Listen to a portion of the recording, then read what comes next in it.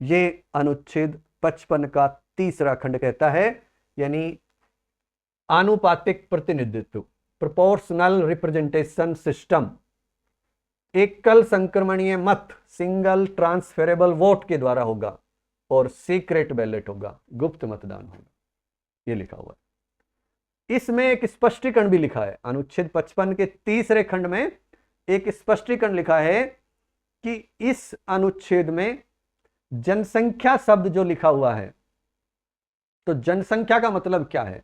जनसंख्या का मतलब यह है कि ऐसी अंतिम पूर्ववर्ती जनगणना, लास्ट प्रीसीडिंग सेंसस में निश्चित की गई जनसंख्या से है जिसके सुसंगत आंकड़े प्रकाशित हो चुके हैं।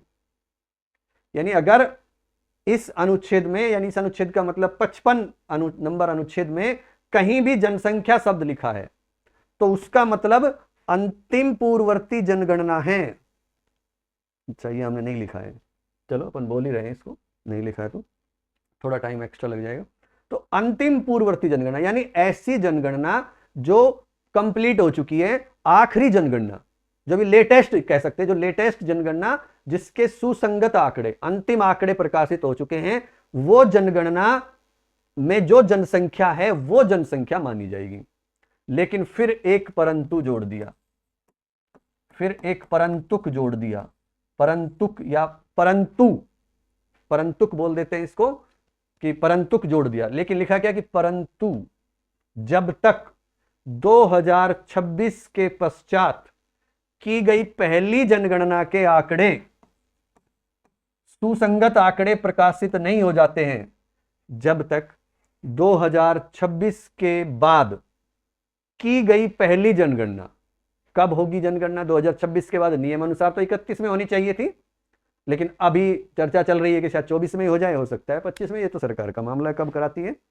तो 2026 के बाद जो पहली जनगणना होगी उसके जो सुसंगत आंकड़े प्रकाशित नहीं हो जाते हैं, तब तक इसका यह अर्थ लगाया जाएगा कि 1971 की जनगणना के ही आंकड़े मान्य होंगे।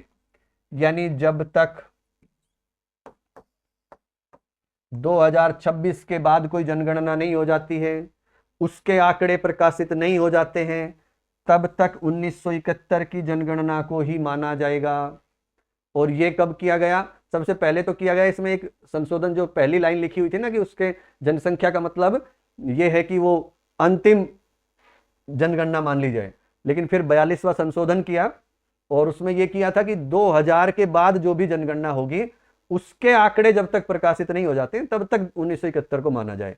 लेकिन फिर 2000 आ गया, तो फिर 2001 में, 2002 में चुनाव होने थे राष्ट्रपति के, तो 2001 में 84वां संविधान संशोधन किया था। तो 84वें संविधान संशोधन से यह प्रावधान कर दिया कि 2026 तक के बाद जो जनगणना होती है उसके जो आंकड़े प्रकाशित नहीं हो जाते हैं तब तक, यानी 2026 तक कर दिया बढ़ाकर कि 2026। इसका साधारण अर्थ यह समझो कि राष्ट्रपति के चुनाव में 2026 के बाद जो जनगणना होगी पहली, उसके जब तक आंकड़े प्रकाशित नहीं हो जाते तब तक 1971 की जनगणना को ही आधार माना जाएगा। अब ये बार बार इसको क्यों बढ़ा रहे हैं भाई? लेटेस्ट जनसंख्या को क्यों नहीं ले लेते?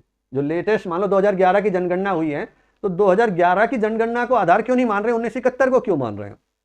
तो इसका मुख्य कारण यह है कि 1971 के बाद मुख्य रूप से दक्षिण भारतीय राज्यों में जनसंख्या पर नियंत्रण कर लिया गया था, लेकिन उत्तर भारत में जनसंख्या नियंत्रण नहीं हो सका।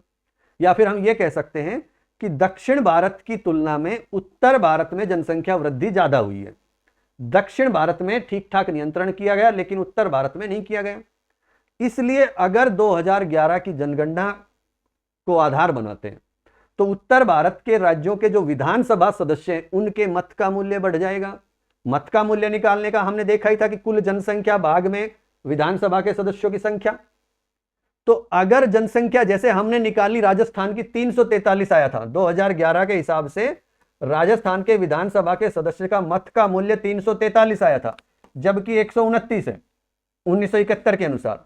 ये 1971 के अनुसार राजस्थान के एक विधानसभा के सदस्य का मत मूल्य है, 2011 के अनुसार ये है 343। तो ये तो जनसंख्या बढ़ गई और अब तो और नई जनगणना होगी तो और बढ़ गई। अब मान लो जितनी जनसंख्या यहां बढ़ी है उससे कम जनसंख्या दक्षिण भारत के राज्यों में बढ़ी है। अगर यही राजस्थान जैसा एक और राज्य वहां है, जितनी जनसंख्या जो 1971 में हमारी जनसंख्या थी 2,57,65,806, उतनी ही जनसंख्या 1971 में एक और राज्य की थी, उसकी जनसंख्या 2011 में बढ़कर हो गई 4 करोड़ और हमारी जनसंख्या हो गई थी 6,85,00,000। तो स्वाभाविक है हमारी 6,85,00,000 के हिसाब से हमारे विधायक का मत मूल्य 343 आया, उनकी 4 करोड़ है तो उनके विधायक का मत मूल्य कितना आ जाएगा? 200 आ जाएगा लगभग। हो सकता है थोड़ा और ज्यादा आ जाए तो निकाल लेना आप। तो कहां 200, 250 और कहां 343। तो जो राजस्थान उत्तर भारत का राज्य है उसका रोल ज्यादा हो जाएगा राष्ट्रपति के चुनाव में बजाय दक्षिण भारत के राज्य के, क्योंकि उसके मत का मूल्य कम है, इसके मत का मूल्य ज्यादा है।